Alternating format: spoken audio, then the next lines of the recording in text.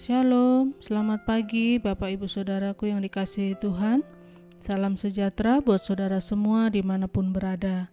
Pagi hari ini saya mengajak Bapak Ibu Saudara untuk bersaat teduh dan berdoa dalam renungan penuntun kehidupan setiap hari. Kiranya damai sejahtera dan sukacita oleh Roh Kudus senantiasa melimpah dalam hati dan kehidupan kita semua. Tema penuntun hari ini adalah Kristus yang memulihkan. Ayat bacaan kita terdapat di dalam Kisah Rasul 3 ayat 19 sampai 21 dan di dalam ayat yang ke-21 berkata demikian. Kristus itu harus tinggal di surga sampai waktu pemulihan segala sesuatu, seperti yang difirmankan Allah dengan perantaraan nabi-nabinya yang kudus di zaman dahulu.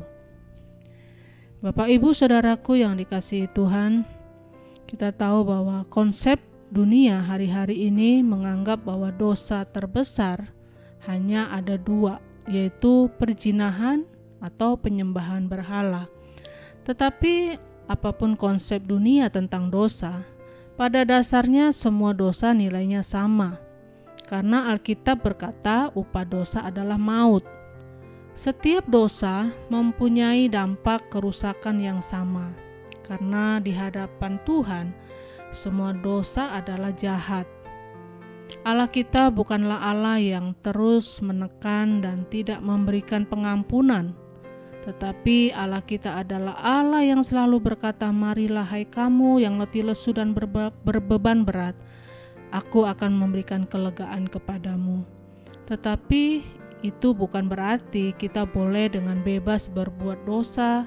Tetapi walaupun kita jatuh, masih ada Tuhan yang mau mengampuni segala dosa kita. Karena itu kita harus bangkit dan terus maju.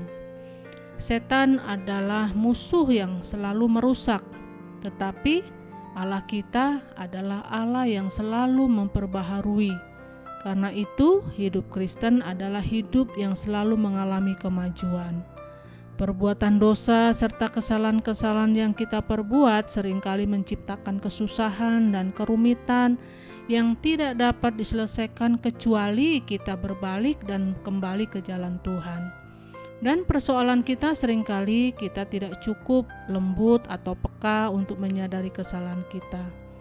Lama atau cepatnya ada pemulihan bukan tergantung Tuhan, tetapi tergantung bagaimana sikap kita terhadap kesalahan itu. Seringkali kita mencoba menyelesaikan kesusahan dan kerumitan kita dengan kekuatan kita sendiri, sehingga kita jatuh lebih dalam lagi. Nah, pemulihan apakah yang Allah janjikan kepada kita? Di sini kita akan belajar dan biarlah ini menjadi penuntun kita hari ini, di mana Tuhan akan memulihkan kita jika kita mau sadar dan bertobat. Persoalan terbesar dalam dunia ini bukan soal perzinahan, pembunuhan, atau kejahatan yang lain, tetapi soal sadar atau tidak sadar. Jadi bukan soal parahnya keadaan kita atau kejahatan kita, tetapi soal kita sadar atau tidak sadar. Jika kita sadar dan berbalik, Tuhan tidak hanya memulihkan kita sebagaimana adanya kita, tetapi Tuhan juga akan melipat gandakan segala berkat-Nya yang sempurna. Nah, kemudian ketika Tuhan memulihkan, Dia juga akan memulihkan dengan total. Jika Tuhan memulihkan keadaan kita, kita akan menjadi seperti orang yang bermimpi, kata firman Tuhan. Karena itu Tuhan memulihkan secara total. Dia pulihkan masa lalu kita, Dia pulihkan hari ini, dan Dia juga akan memulihkan masa depan hidup kita yang telah dirusak oleh iblis, sehingga hari depan kita penuh dengan harapan. Ketika Tuhan memulihkan kita, kita dapat membuktikan kesetiaan-Nya kepada kita. Jadi pemulihan Tuhan itu adalah bukti kesetiaan-Nya kepada kita. Walaupun kita tidak setia, Dia tetap Allah yang setia dan mengasihi kita. Karena itu jika kita tidak berbuat dosa, bukan karena kita takut kepada api neraka, tetapi karena Tuhan itu baik dan setia kepada kita.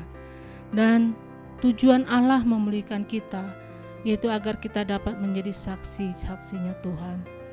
Orang yang merancangkan kejahatan akan melihat kedahsyatan Allah dalam hidup kita. Karena itu jangan pernah membalas yang jahat dengan yang jahat, sebab Tuhanlah yang menjadi pembela kita. Jadi Bapak Ibu Saudaraku yang dikasihi Tuhan, jangan biarkan dosa dan kesalahan kita menghancurkan hidup kita terus menerus, tetapi bangkitlah supaya kita dapat menerima pemulihan dari Allah dan kita menerima janji-janjinya dinyatakan dalam hidup kita. Amin. Mari kita berdoa. Bapa di surga, kami bersyukur buat hari ini Tuhan, di mana janji firman-Mu kembali menguatkan kami bahwa Tuhan sendirilah yang akan memulihkan keadaan kami. Tuhan sendirilah yang akan mengubahkan kami menjadi manusia yang baru, manusia yang ditebus, diselamatkan oleh kuasa darah-Mu. Dan kami percaya Tuhan, jika pemulihan itu terjadi atas hidup kami, maka hidup kami akan memancarkan kemuliaan-Mu, akan menjadi berkat, menjadi saksi bagi banyak orang. Karena itu pakai kami, pulihkan kami, dan urapi kami Tuhan untuk kami menjadi berkat. Terpujilah nama-Mu Bapa. Di dalam nama Tuhan Yesus kami berdoa bersyukur. Haleluya. Amin. Kiranya berkat yang sempurna dari Allah Bapa kita, kasih karunia dari Tuhan Yesus Kristus, dan persekutuan yang indah dengan Roh Kudus menyertai kita semua dari sekarang ini dan sampai selama-lamanya. Maju terus dalam tuntunan Tuhan, tetap semangat, sampai jumpa esok hari dan Tuhan Yesus memberkati.